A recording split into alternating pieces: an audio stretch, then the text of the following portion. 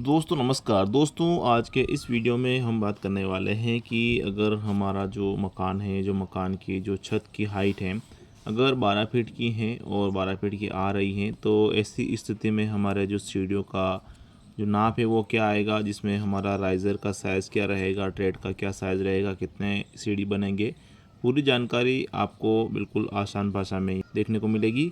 दोस्तों जैसा कि पहले वाले वीडियो में मैंने आपको बताया था सीधी सीढ़ी का मैनेजमेंट कैसे करना है, आज के इस वीडियो में आपको बता रहा हूँ एल शेप सीढ़ी का मैनेजमेंट कैसे करना है।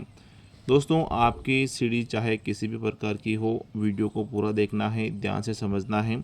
और एल शेप का जैसे कि आज मैं आपको बता रहा हूँ, आगे मैं आपको बताऊँगा यू शेप की सीढ़ी। तो आज का ये वीडियो अगर आप पूरा देखते हैं, समझते हैं किस तरह से मैनेजमेंट में निकाल रहा हूँ, बता रहा हूँ, तो आपको आगे वीडियो में समझने में काफ़ी सुविधा होने वाली है। तो वीडियो को पूरा देखना है, बिल्कुल भी इस वीडियो को स्किप नहीं करना है। वीडियो बहुत ही महत्वपूर्ण होने वाला है। वीडियो को लाइक कर लीजिए, चैनल को सब्सक्राइब कर लीजिए, जो कि दोस्तों आपके लिए बिल्कुल फ्री है।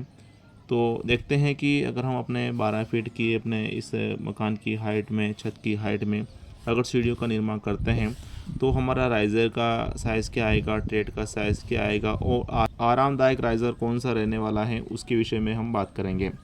दोस्तों जैसा कि जो राइज़र होते हैं वो मुख्य रूप से अगर मैं बताऊं आपको, तो 3 प्रकार का साइज़ हम ले सकते हैं। एक ले सकते हैं दोस्तों 6 इंच का, जो कि काफ़ी अच्छा रहता है। अगर आपके पास जगह पर्याप्त है तो आपको 6 इंच लेना है, जिससे कि बच्चे हो, बुजुर्ग हो, आसानी से आ जा सकते हैं, किसी भी प्रकार की कोई चढ़ने उतरने में दिक्कत नहीं आती है। और थोड़ी जगह की अगर आपको दिक्कत आती है तो 6.5 इंच का भी आप ले सकते हैं, उसमें भी कोई इशू नहीं है। वहीं दोस्तों आप थोड़ी और जगह की स्थिति आपकी है तो 7 इंच का आप ले सकते हैं, इसमें भी आप आसानी से आ जा सकते हैं। तो फर्स्ट में दोस्तों प्राथमिकता मैं इसको दूंगा, उसके बाद इसको और इसके बाद इसको 7 इंच को।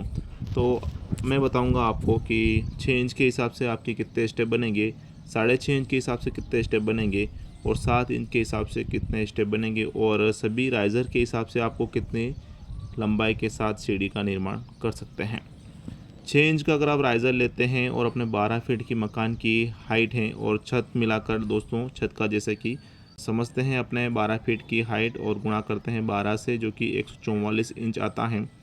12 इंच का गुणा करेंगे क्योंकि ये फीट में है 12 फीट, और सीढ़ी का मैनेजमेंट जो कि इंच में होता है, तो इंच में करते हैं, जो कि हमारे लिए काफ़ी सुविधाजनक होता है। प्लस हम इसमें 6 इंच एक्स्ट्रा जोड़ लेते हैं। वैसे छत की मोटाई हम 5 इंच रखते हैं, कोई 6 इंच भी रखता है, तो 6 इंच में जोड़ लेता हूँ।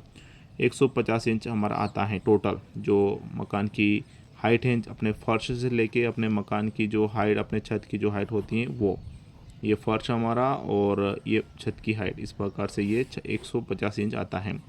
6 इंच का अगर आप राइज़र रखते हैं, जो कि काफ़ी अच्छा रहता है। राइज़र मीन्स मैं आपको समझा दूं, जहां हम अपना ये कदम रखते हैं, इतना ऊंचा कदम रखते हैं, वो हम राइज़र बोलते हैं। राइज़र को मैं दर्शाता हूँ इस प्रकार से, और जहाँ हम पैर रखते हैं उसको हम ट्रेड के रूप में दर्शाते हैं। तो 6 इंच का अगर आप राइज़र रखते हैं तो काफ़ी अच्छा है। ऐसी स्थिति में आपके जो सीढ़ी बनेंगे, स्टेप बनेंगे, वो 25 स्टेप बनेंगे। और 6.5 इंच का अगर आप रखना चाहते हैं तो ऐसी स्थिति में आपको 23 स्टेप की आवश्यकता पड़ने वाली है।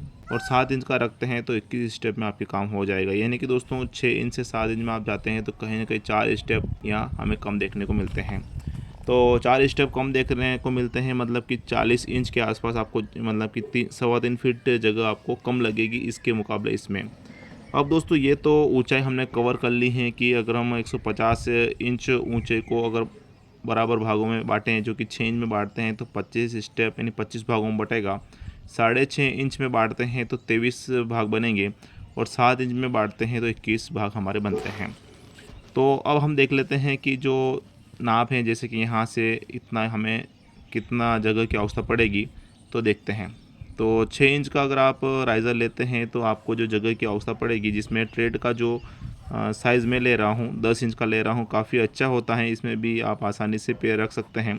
9 इंच का भी मैं आपको बताऊंगा, अगर आपके पास जगह की थोड़ी दिक्कत है तो कितना जगह आप वहाँ बचा सकते हैं, वो भी आगे मैं आपको बताऊंगा।